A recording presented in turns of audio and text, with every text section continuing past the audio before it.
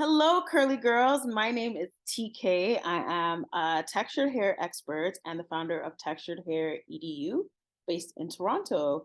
Today, I'm going to be talking to you guys about some hair tips for silk press season.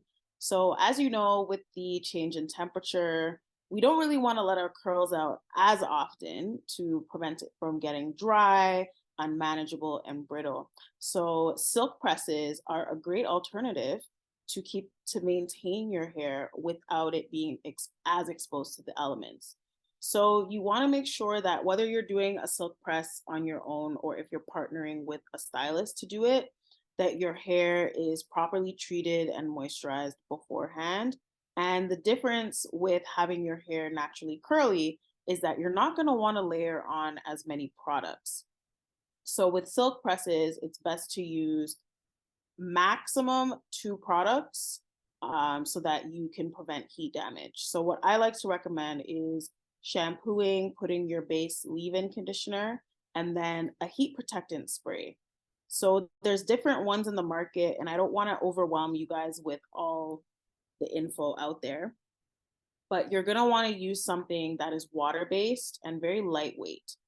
You don't want to use something that is oil-based or a serum per se, because what that's going to do is once that heat plate from your flat iron is placed on your hair, it's going to actually fry your hair.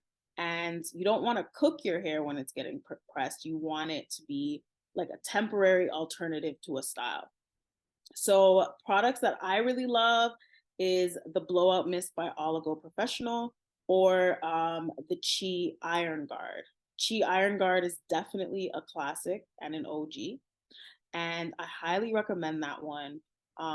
It's one of my favorites when you want to do your silk press. It works for all hair types also. And from there, you want to, when you're actually working it, say you're doing it on your own, you're actually working section by section, you want to use really thin sections after your hair is blow dried to silk press, because that's going to eliminate the need to chasing your hair with the iron too many times. It's going to allow the heat to evenly penetrate your strands without causing excessive heat.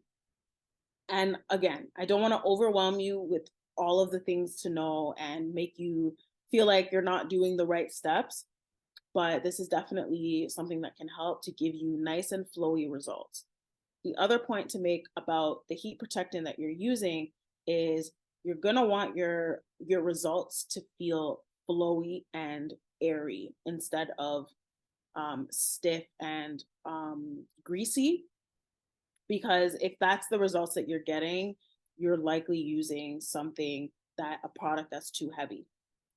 So that would be my recommendation. And I want to also break the myth of if 450 degrees is the appropriate heat setting. So depending on your hair type, you can go up to 450 degrees, but you're not going to want to chase the hair too often.